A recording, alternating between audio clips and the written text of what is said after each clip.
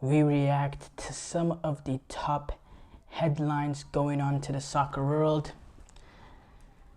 Now, obviously, the European Championships, as we discussed throughout the show, kicked off today.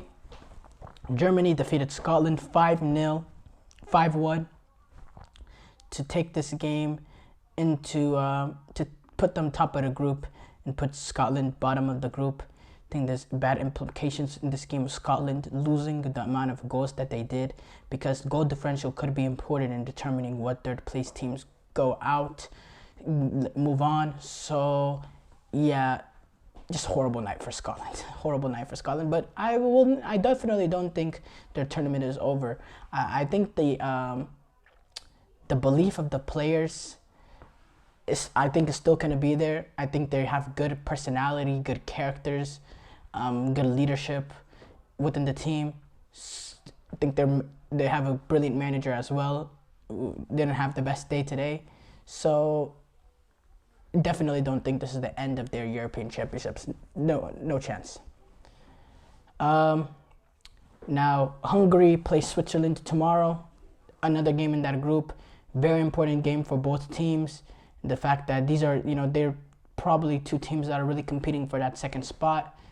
And they're going to look at what Germany did to Scotland yesterday and know that they have to take advantage of their games when they need it. So I think that's going to be a very, very good game to watch. And by the way, it's kind of nostalgic, because last time, the last European Championship, the first morning game was Switzerland. They took on Wales that last European Championship. But this is in Hungary. It's kind of prime Switzerland area, being that first morning game. They always put the Switzerland on like those non-prime time, boring type of games. It's just, they're always there. And then, this is the big boys start coming now. We got Spain, Croatia. They also played later on that day. Big game between two big teams. Then the other game in that group is Italy and Albania. Italy, they start off their defending title of the European Championship. Then on Saturday, we get three great games in the fact that we have Poland take on the Netherlands. Brilliant game. No Robert Lewandowski going to be playing in this first game, as they take on the Dutch in Hamburg. I think that's, Dutch can have a good start to this tournament. Slovenia take on Denmark. This is Jan Oblak's first game ever at an international tournament. We also get to see Benjamin Sesko, who has a chance to be that breakout player of this tournament, in my opinion. Then you got Denmark. They're going to be playing their first game at the European Championship. Or Christian Eriksen is going to be playing his first game at the European Championship since he collapsed the last Euros. So that's going to be an emotional moment. Also, Denmark, the last time they played at the European Championship, they were able to reach the semifinals. So they're going to look to replicate that sort of form here. Then to cap off that day, we have a Serbia team take on England. Massive game. I think it's a game that can go far to determining what happens in that group. I think England is necessary for them to get off to a good start. I'd love to see how Gareth Southgate approaches it. Well, whether we see a more pragmatic approach because of the lack of experience in the back line, the makeshiftness of that back line. If Serbia is able to fit in Vlahovic and Mitrovic, how they happen to do that, whether Tadic plays more on the wing or whether he plays underneath the striker or underneath those two, that's also going to be interesting. I think they can build a brilliant sort of diamond. So again, European Championships, they get on the way. Brilliant. Now, as far as other soccer headlines, Borussia Dortmund, they have officially announced Nuri Sahin as their manager. He's been confirmed. He's the 35-year-old that's going to be signing a 3-year contract for Borussia Dortmund.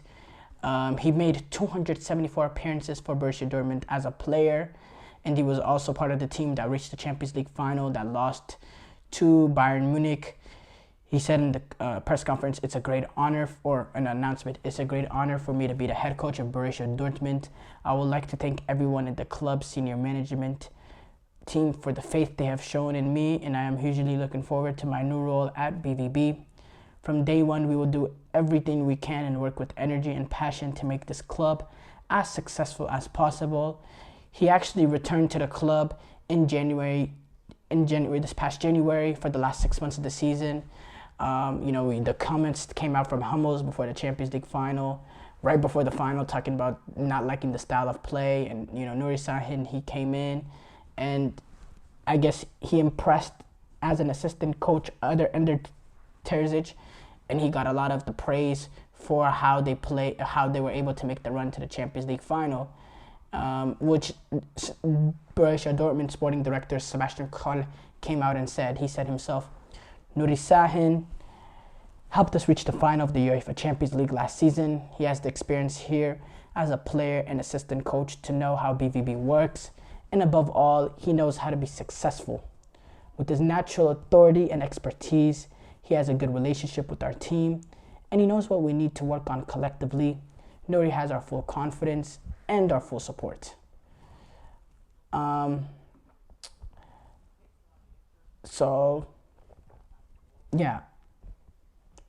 Obviously we know what's going on there. Interesting times at Borussia Dortmund. Josh Sargent, he's going to be in this final 26-man squad for the U.S. men's national team in the Copa America despite an injury he suffered, despite the foot injury that he recently suffered. Josh Sargent was not on the roster for the friendlies that the U.S. played against Brazil and Colombia.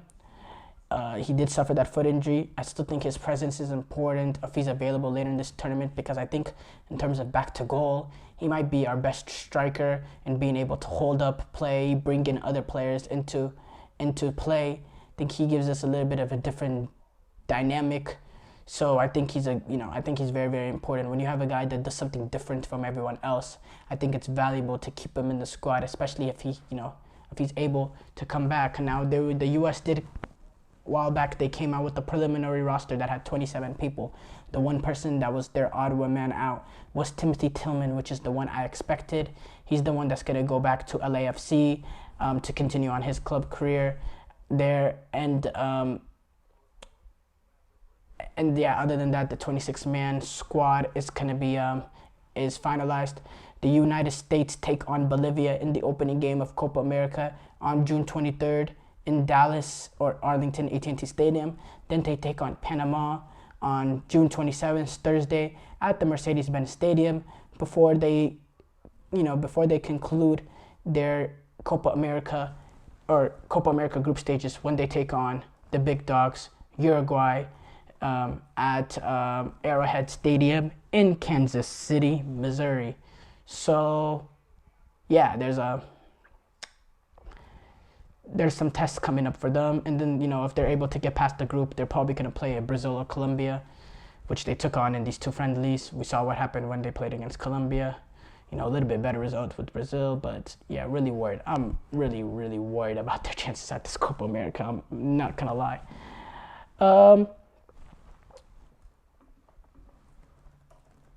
So I was missing something that I wanted to discuss.